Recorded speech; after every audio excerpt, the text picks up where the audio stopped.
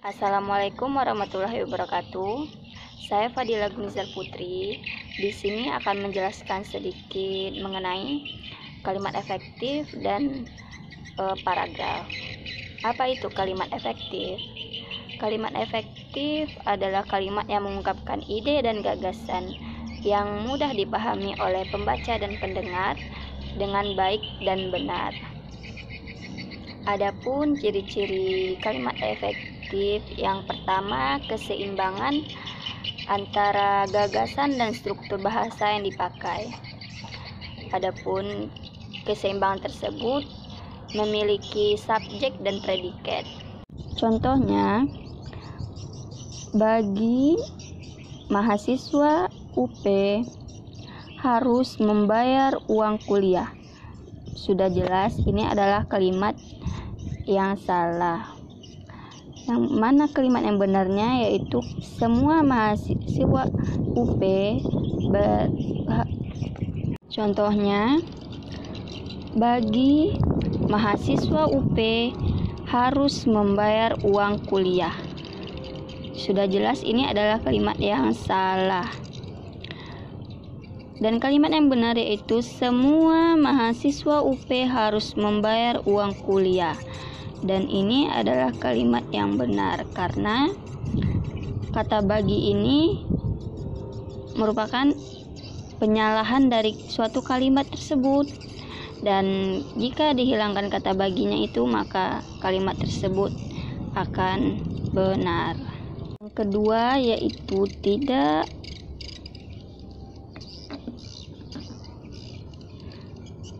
terdapat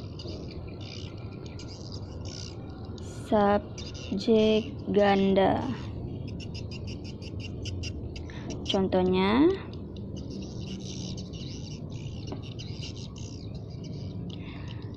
warga banyak yang datang.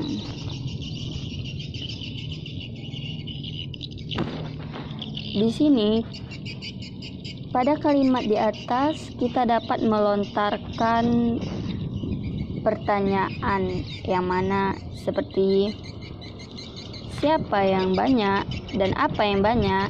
Sudah jelas jawabannya itu siapa yang banyak, warga, dan apa yang banyak, yang datang. Jadi kalimat itu terdapat subjek ganda dan ini tidak boleh ada di kalimat efektif. Keseimbangan berikutnya yaitu predikat kalimat tidak didahului kata yang. Contohnya, kampusku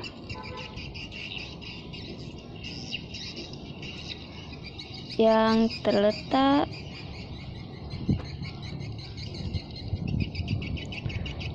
di depan gang lapas.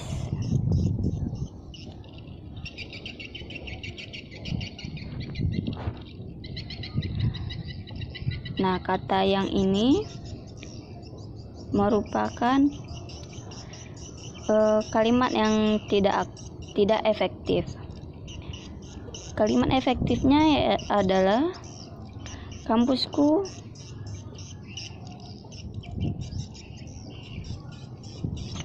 terletak di gang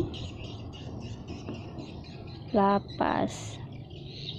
Nah, jadi kata yang itu tidak boleh didahului kalimat predikat. Ciri-ciri selanjutnya yaitu keparalelan bentuk, yang mana jika menggunakan kalimat kata kerja, maka semua kalimat itu menggunakan kata kerja. Begitu pun sebaliknya. Misalnya menggunakan kata benda, maka kata benda itulah yang akan dijadikan kalimat selanjutnya. Contohnya tahap akhir penyelesaian gedung baru UP itu adalah kegiatan pengecatan tembok memasang. Nah, kata memasang ini sudah jelas adalah kata kerja, sedangkan pengecatan tembok itu adalah kata benda. Maka memasang ini harus kita ganti dengan pemasangan. Nah, ini jadi kegiatan pengecatan tembok, pemasangan penerangan, pengujian sistem pembagian air, dan peraturan tata ruangan. Jadi misalnya ada kata benda, maka kata benda itulah yang akan dilanjutkan untuk kalimatnya tersebut. Kalau misalnya kata kerja, maka kata kerjalah yang akan dikalimatkan.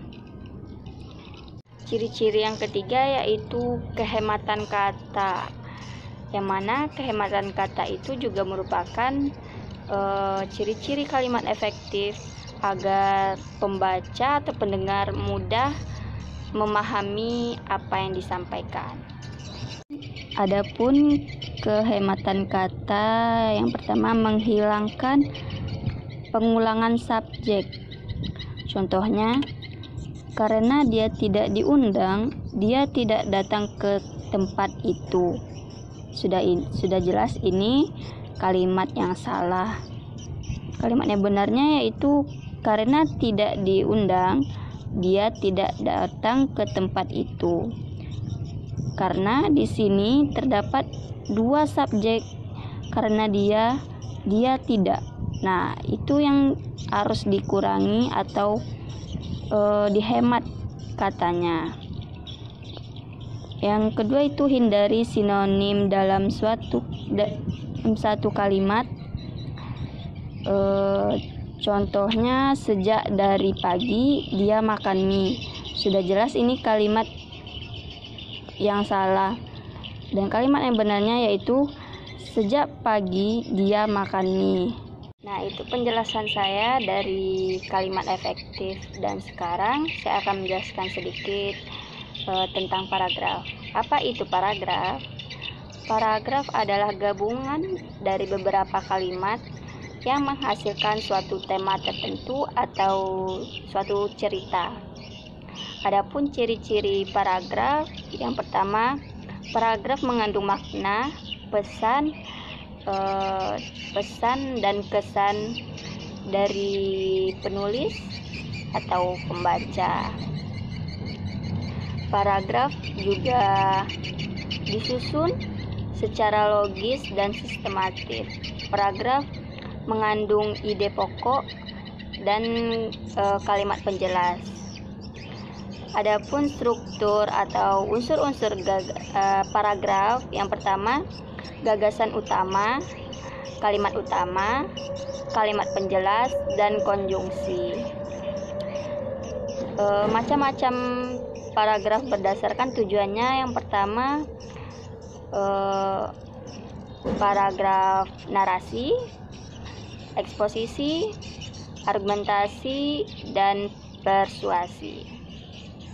Selanjutnya, macam-macam paragraf berdasarkan kalimat utamanya. Yang pertama, paragraf deduktif, yang mana paragraf deduktif ini kalimat utamanya terletak di awal kalimat. Dan selanjutnya, paragraf induktif.